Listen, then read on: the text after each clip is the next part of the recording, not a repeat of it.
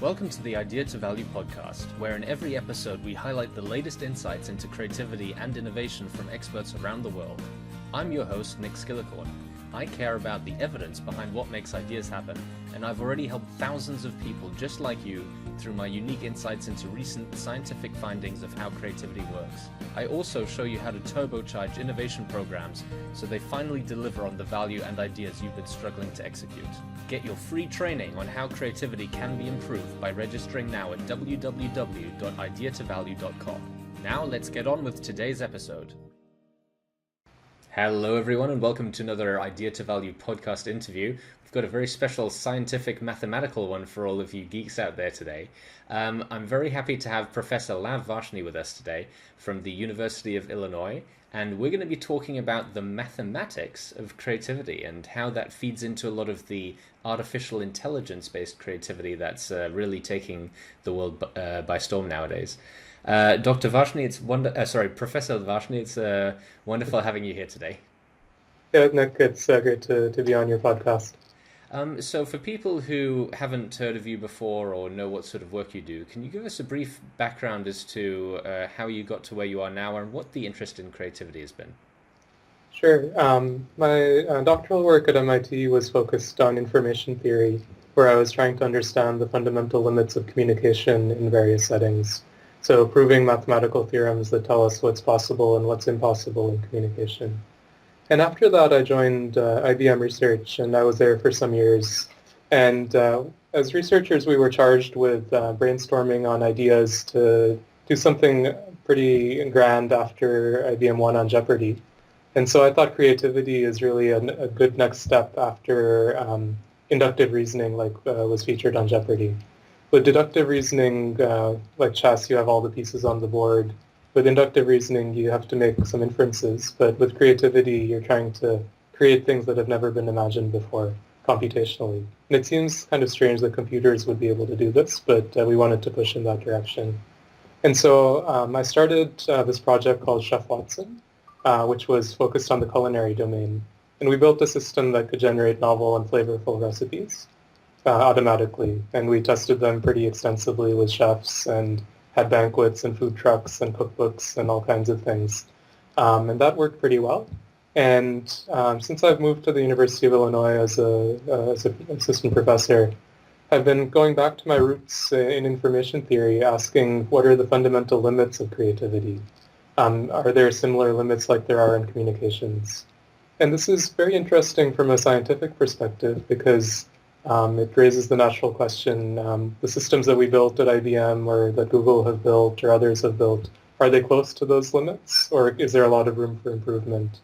One can even ask, are humans close to the limits of creativity, or are we far away from those limits, and how can we improve? And for anyone who hasn't heard of Watson before, there's probably a couple of people on the podcast who know all about IBM's Watson computer, but some probably haven't. What was Watson, and sort of what made it different from previous supercomputers?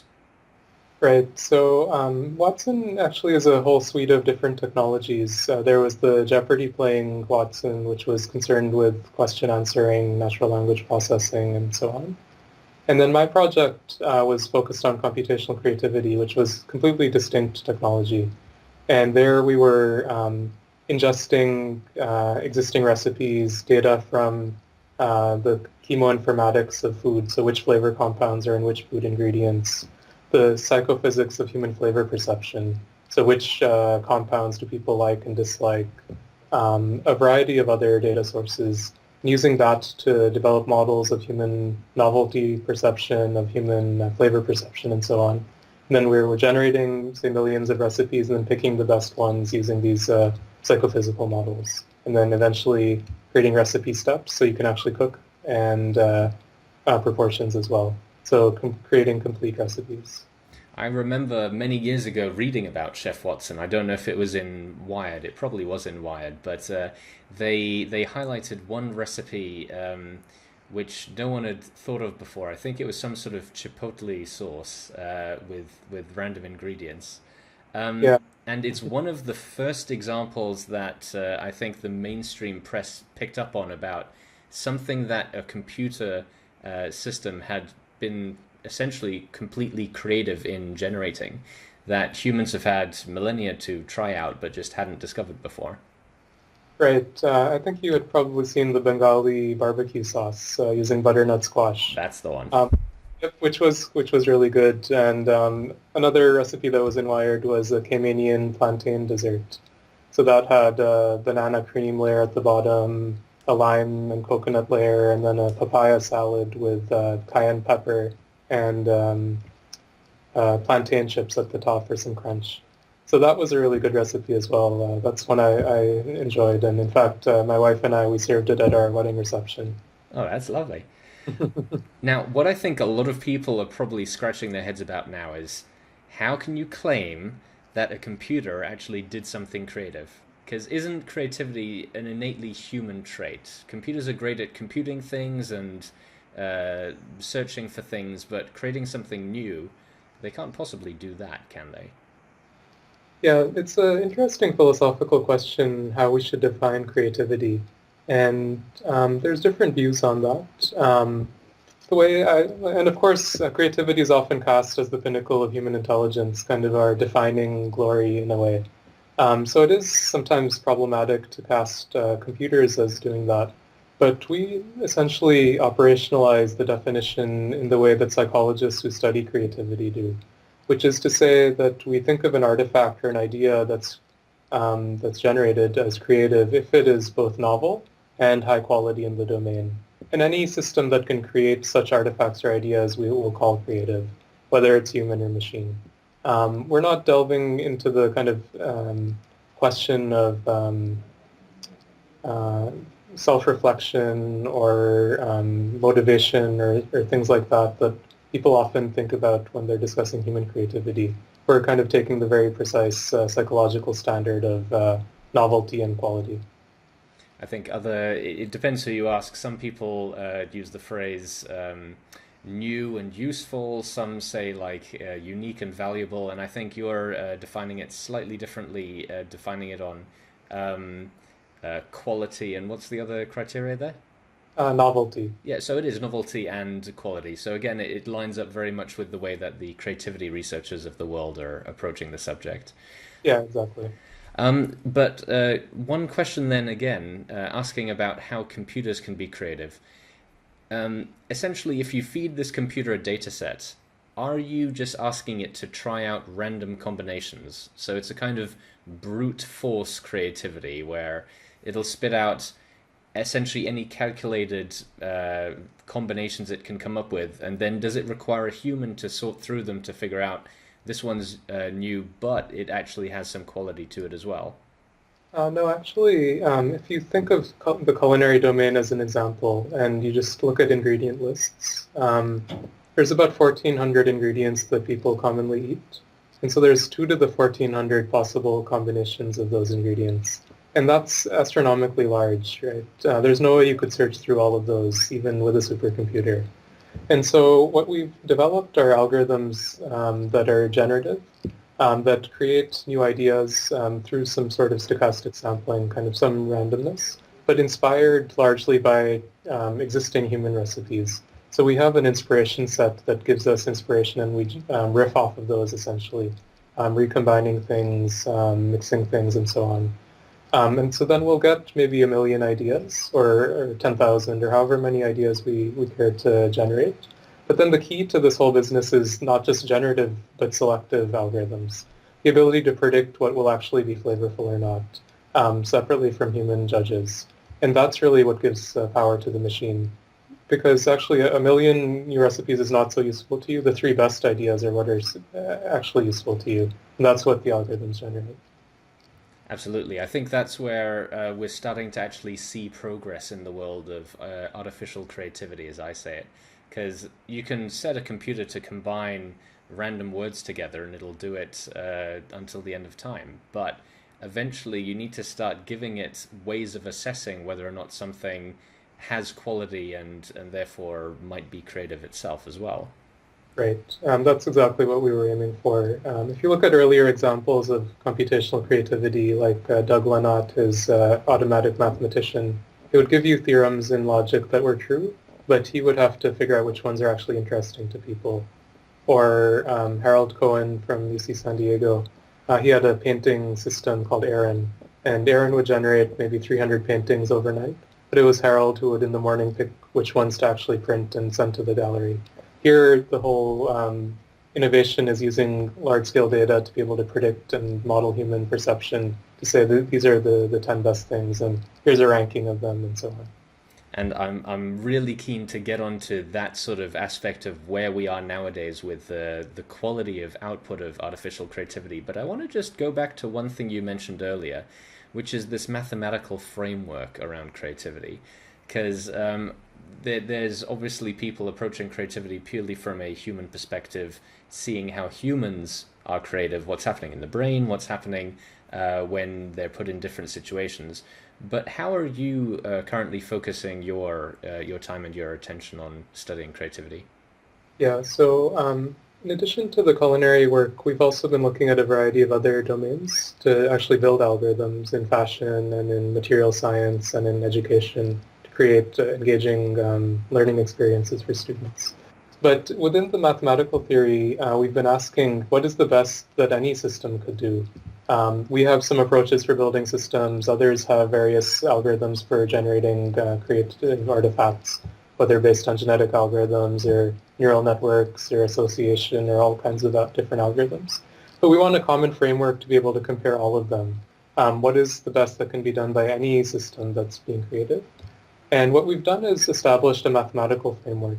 And so we define precisely the notion of novelty, the notion of quality, the space in which you can be creative, which is defined by the set of ingredients or the parts that you can combine to create new artifacts, as well as the set of things that are already known, the inspiration set.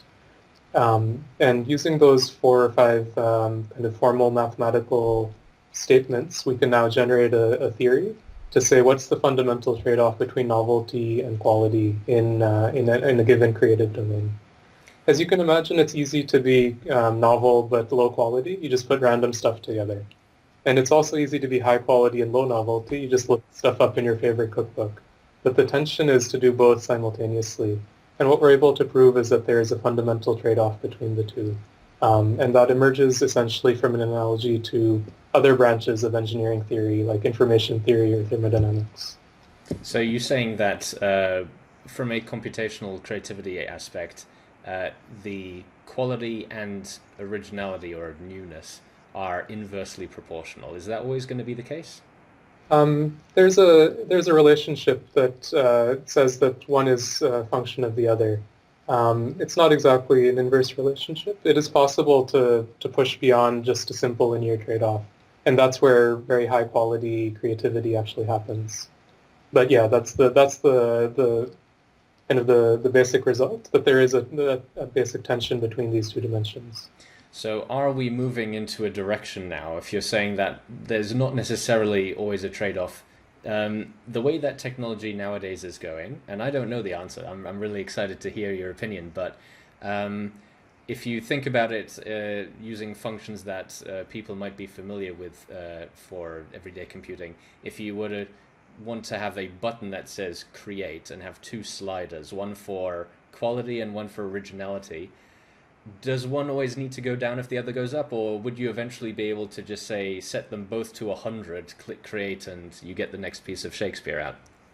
Yeah, so even Shakespeare couldn't do 100 on both. That's the insight from the theory, that when you set one counter or one dial up, it does force the other one to be a little bit down.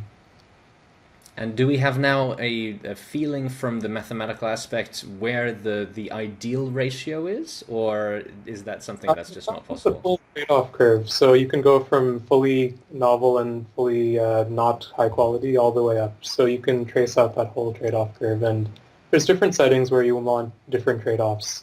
When you're doing public demonstrations of culinary systems, you typically want the novelty to be quite high and the quality maybe a little bit lower. But when you're cooking at home, maybe you want the quality to be as high as possible, quite high, and the novelty is not so much of a concern. It's really exciting times, and I look forward to seeing what's happening in the future. But let's get back to what's happening nowadays. There's more and more technology is being displayed that some people might not be aware of, but that people in the industry find really exciting. So one example of artificial creativity which people can actually use nowadays is music generation. Sometimes for some of my short videos, there's a free online tool called JukeDeck, where you can set some small criteria about whether or not you want the music to be sort of classical or jazzy or piano-based or more sort of rock and roll, and the duration that you want it to last, and you click create and it'll generate a song.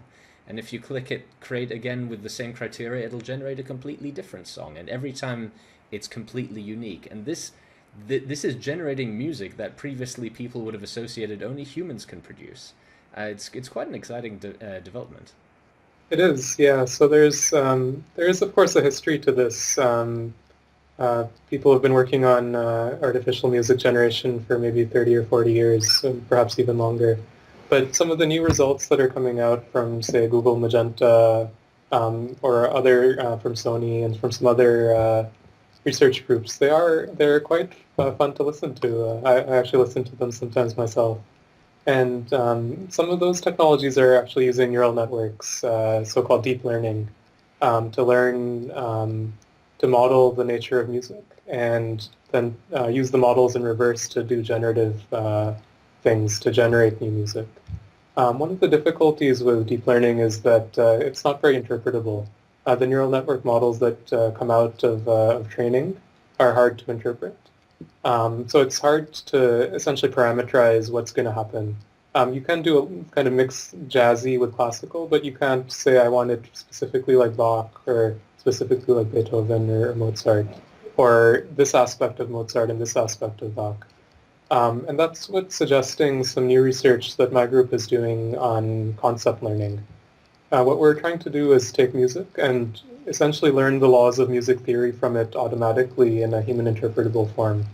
And if you can learn the laws of music theory from, say, Bach's chorales, you can then generate in that way. Or you learn the rules that are present in certain pop music.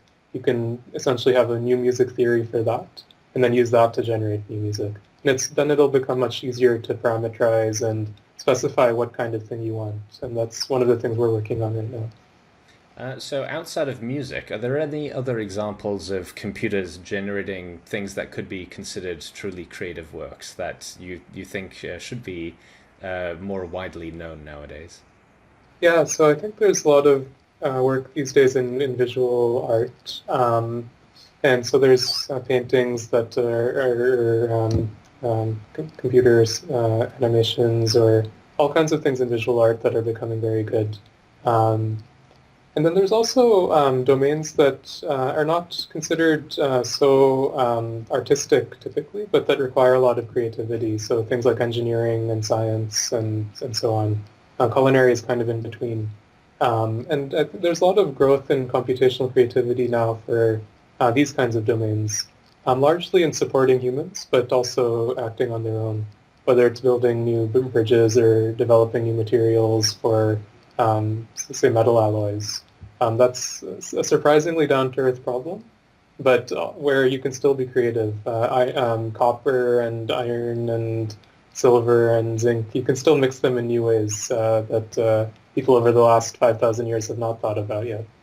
And I think engineering is a fascinating thing, because when you combine these programs that can generate designs, if you set them, and my understanding is if you set them a set of criteria that their design needs to meet, they can then test out all of the structural aspects themselves, and then if it passes the criteria, you can now cheaply try out a prototype on a 3D printer and get results that no human would ever have thought of.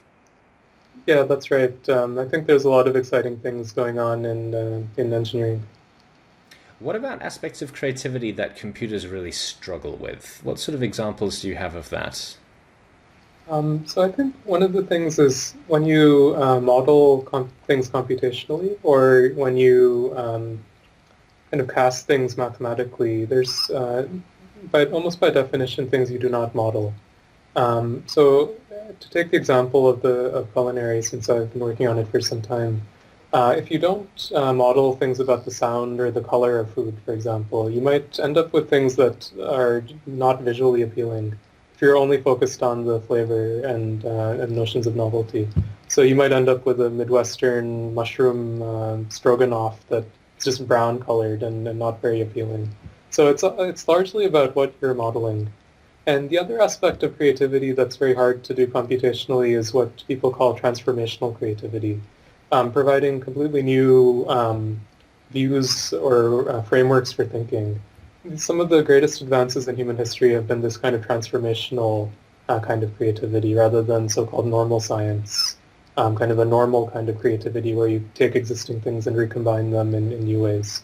So that's the other style of creativity that I think has been very challenging computationally, to completely change worldviews because there's not even a language to describe how to encode that. So you're suggesting that if you get all of the inputs and all of the criteria perfect, as you said, you could teach a program to develop a piece of music by Bach, but a piece of music that same software could never then invent a new style of music like jazz. I think maybe in the future, but I don't think we know how to do this currently.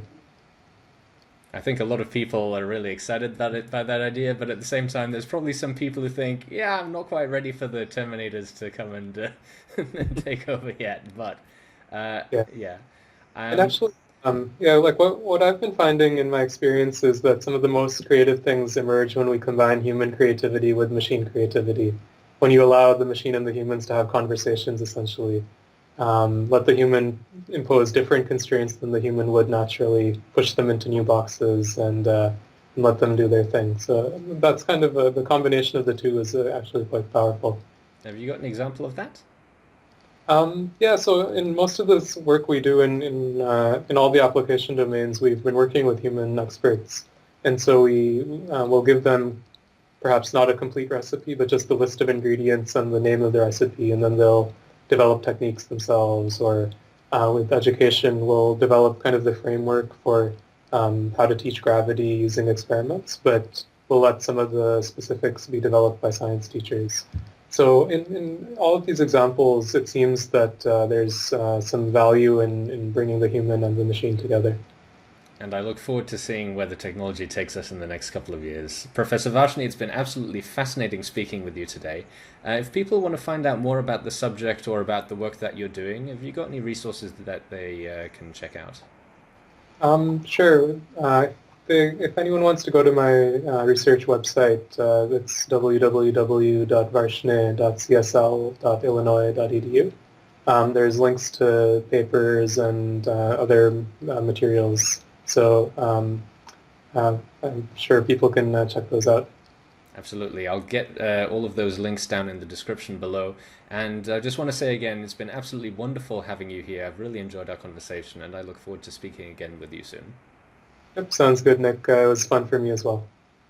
Today's episode was made possible by members of our premium Deep Creativity Training Program. For less than the price of half a candy bar per day, you too can get world-exclusive daily exercises which push your creativity past its comfort barrier to make you better able to generate ideas in all aspects of your life and work. Invest in yourself now by going to www.ideatovalue.com/deepcreativity and using coupon code PODCAST for 25% off your first order. And don't forget that if you found this episode interesting, to like and share it, and to leave us a review in your favorite podcast player. See you again in the next episode.